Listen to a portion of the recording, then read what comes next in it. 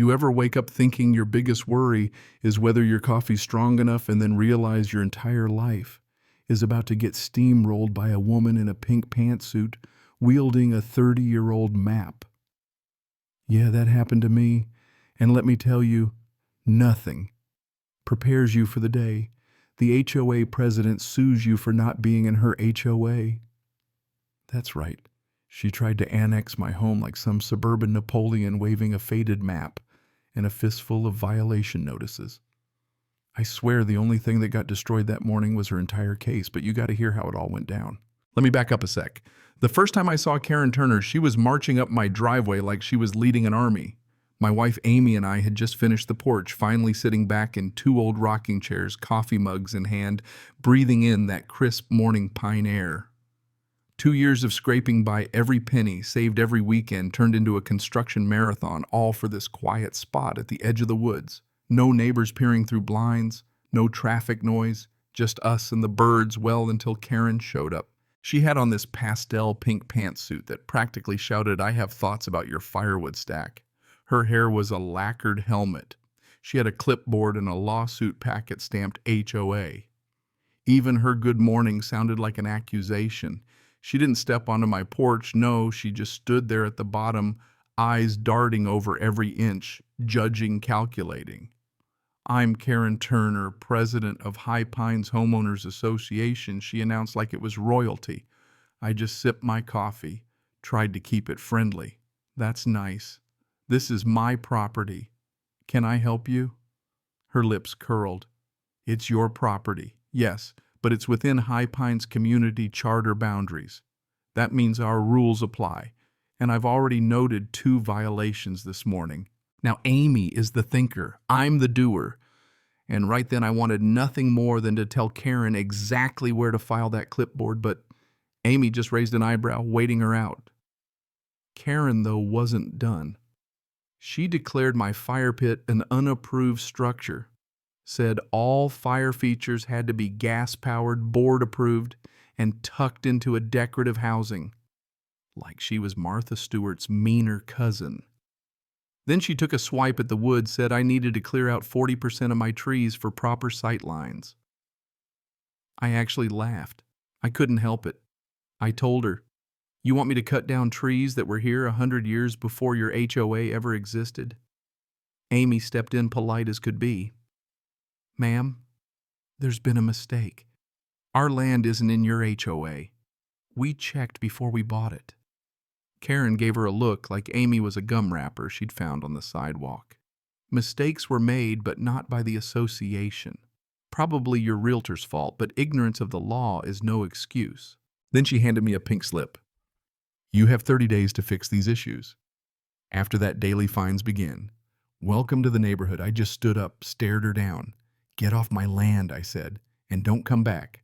Next time, it's trespassing charges." Thing about bullies, they never expect you to push back. She just smirked, dropped the notice on my step, and goose-stepped her way back to her car. Amy came over, arm around my waist, both of us watching her taillights disappear. "What a miserable woman," she whispered. "She's more than that," I told her. "She just declared war." Now, this land wasn't just dirt and trees to me. I grew up staring at brick walls in the city, dreaming of space, quiet, the smell of pine after a rain. Amy and I busted our butts for this place. She worked as a paralegal, learned to spot every loophole, every trick in the book. I worked construction, poured every skill I had into building our cabin by hand. We did everything by the book when we bought it, title search, double-checking with the county, even asked old Mr. Abernathy, the seller, point blank. He'd laughed, said, "Don't worry about High Pines. This land's never been part of that mess and never will." But now here we were under siege from Queen Karen and her fake rules. That first night, Amy and I burned her violation slip right in the unapproved fire pit. Felt good. We figured she'd give up after seeing we wouldn't back down. We were wrong. At dawn, a deputy rolled up with a letter from an expensive law firm, a civil complaint 48 pages thick, stamped and bound, like a small-town phone book. 24 hours later, we were in front of Judge Stone. 3 minutes after she took the bench, Karen's whole case fell apart like a wet cardboard box. But before that happened, let me tell you, when I saw that legal envelope, for the first time I felt real fear. She had lawyers. She had a rule book. I had a pile of bills and the truth on my side.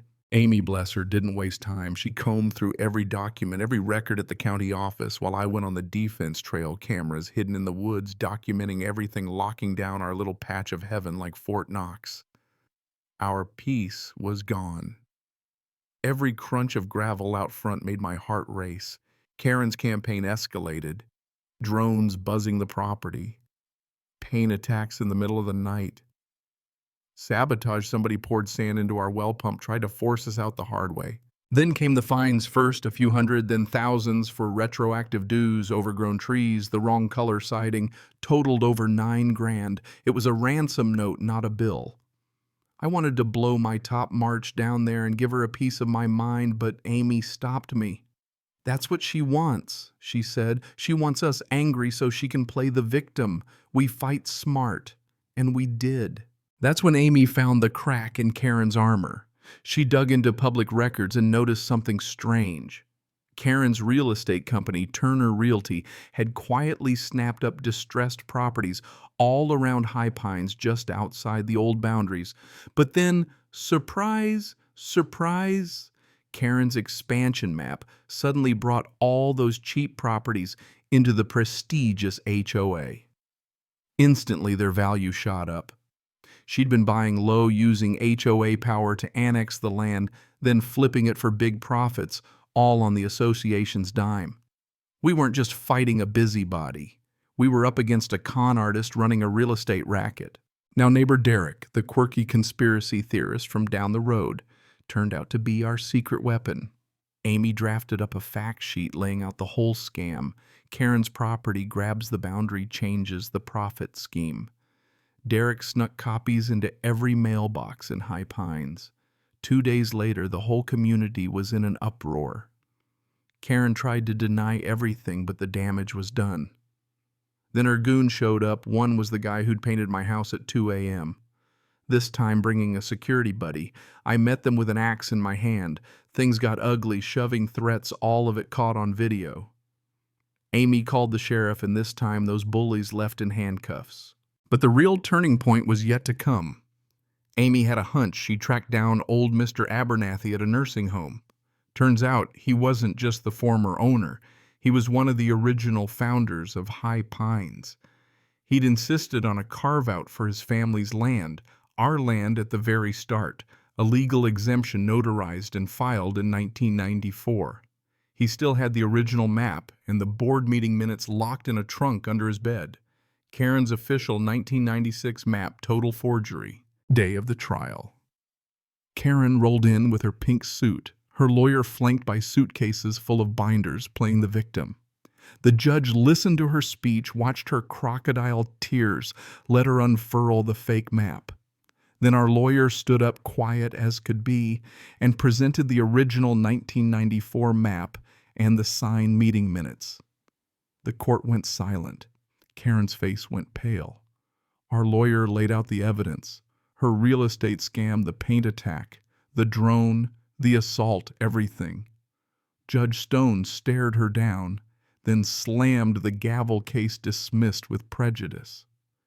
Karen was personally ordered to pay every dime of our legal costs. The judge even referred her to the DA for forgery and fraud. That night, the HOA threw Karen out on her ear. The state revoked her real estate license. The neighbors she'd bullied for years finally stood up for themselves. As for us, Amy and I sat back on our porch, fresh cedar siding, gleaming fire pit, burning trees, swaying in the breeze, free again, finally. So what did I learn? Some folks build kingdoms out of fear and control, but all it takes is one stubborn couple and the truth to bring the whole house of cards down. Here's what I want to know. Have you ever stood up to a bully and won? Or did you have to bite your tongue and play by their rules? Drop your stories in the comments. Let's hear where you stand on justice, on fighting for what's right, on drawing the line when enough is enough. And hey, if you ever find yourself up against a pink-suited tyrant with a clipboard, just remember sometimes the best fence is knowing when to push back.